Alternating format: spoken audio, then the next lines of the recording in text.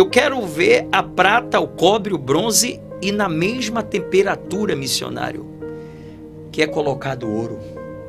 Amém. Não tem como. O ouro, cada vez mais você aumenta a temperatura, mais ele brilha, porque é ouro, né? Então Deus, ele prova eu, você, missionário, e essa nação como um ouro no fogo, como um projeto escrito pela mão do verdadeiro escritor, que é o Senhor Jesus. E a história, pastor, dos grandes heróis do passado foi assim. Não tem uma história da Bíblia de alguém que venceu, que chegou, né, lá em cima sem passar, sem Deus ter realmente colocado ele à prova. Exemplo, José, Daniel, Sadraque, Mesaque e Abednego, quando eles foram lançados naquela fornalha de fogo ardente, Deus, em nenhum momento, o abandonou. Aos olhos de muito, quando você está passando uma prova, uma dificuldade, uma aflição, Deus não está com você, mas é ao contrário. Deus, ele vai estar com você sim. Deus não vai te livrar da fornalha, não pensa isso. Deus não vai te livrar do fogo, não.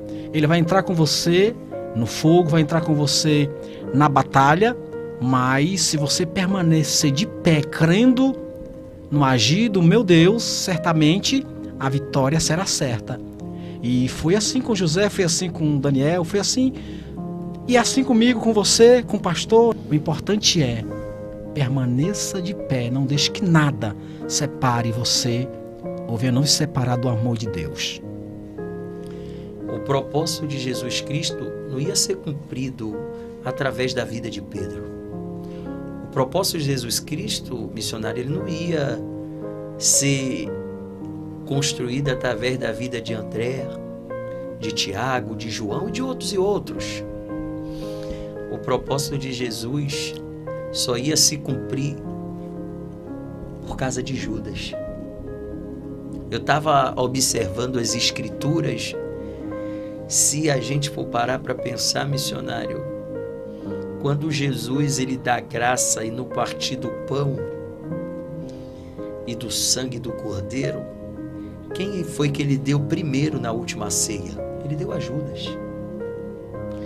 Quando ele parte o pão na última ceia, ele dá o primeiro pedaço na mão de Judas e o sangue do cordeiro primeiro para Judas, para que viesse se cumprir o propósito. Glória a Deus. Se a gente for parar para pensar, missionário, eu não consigo parar para analisar como foi que Judas não entendeu o propósito. Porque dali em diante ele beija o Senhor e o próprio Jesus ele diz, trair o filho do homem, né, com um beijo. E sabe o que é que mais me toca, missionário, no que Deus me levou para entender? É que quando ele entra no templo para devolver os denários depois da traição, nem os sacerdotes quis as moedas, porque era dinheiro de sangue inocente. Então, quando ele lança as moedas e a gente for parar para pensar, entrar em uma linha de raciocínio, para que você venha entender a mensagem, a moeda ela tem quantas caras, missionário? Ela tem duas. Sim. E Judas, naquele momento, quando ele o traiu, Judas mostrou para Jesus que ele era igual aquelas moedas que ele lançou dentro do templo. Ele era de duas caras. Perto de Jesus, ele era uma coisa, diante de Herodes, dos sacerdotes, ele era outra. Verdade.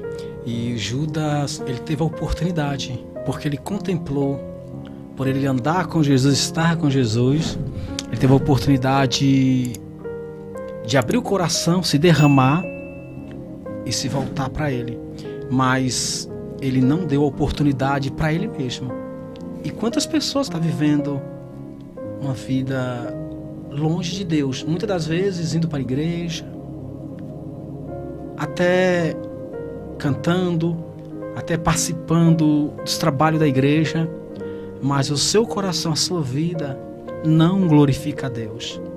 Porque Pedro, aquele homem, né, estressado, muito aleatoriamente falador, mas ele tinha um propósito, né? Quando ele negou a Cristo, ele arrependidamente, de uma maneira profunda, ele buscou o perdão. Judas, ao contrário, muitos acham que ele estava arrependido quando ele vai ali no templo e joga aquelas moedas.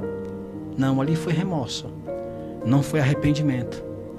Pedro foi um vitorioso e Judas um derrotado, porque a sua atitude produziu derrota e destruição para a vida dele.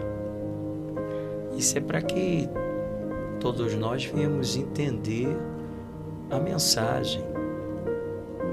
Você tem buscado as madrugadas? Você tem descido à casa do oleiro? Você tem ido no pé do monte? Você tem estado em jejum? Deus, ele está chamando a igreja para marchar, independente da placa. A placa não vai levar ninguém para o céu, não. Independente da denominação. Ele quer comigo e você um compromisso. E a melhor oferta é a da alma. Você tem ofertado a sua alma para Cristo? Você tem colocado Deus em primeiro lugar? Porque vai chegar o momento, missionários do Zé Antônio, que vai vir a abertura dos livros e a prestação de conta.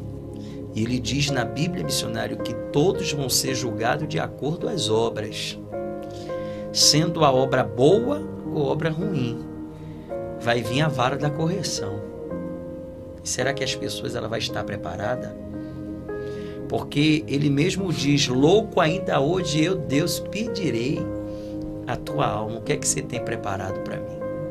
Já pensou se Deus pedir a alma de muita gente hoje, ou se Jesus voltar, missionário? Será que a humanidade está preparada para receber nesta terra tão pecaminosa a volta do Filho do Homem? Será que 100% da igreja em si vai subir? Será que 100% da igreja vai ser salvo? Aí eis uma pergunta e eis a questão. Porque eu consigo te dizer, dentro das Escrituras,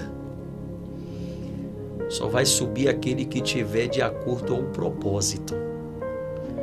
O propósito de Deus. Amém. Porque se você não estiver fazendo parte do projeto de Deus e nem do propósito, você pode ser antigo de igreja, mas vai perder a salvação.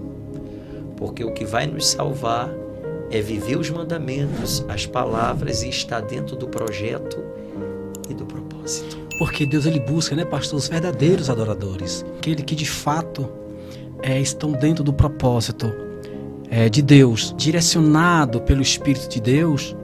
Ele de maneira alguma ele vai desviar ou para a esquerda ou para a direita. Existe um alvo, existe uma direção, e o alvo é Cristo. Então que nós venhamos permanecer, né, nessa direção e não abrir mão de Jesus jamais.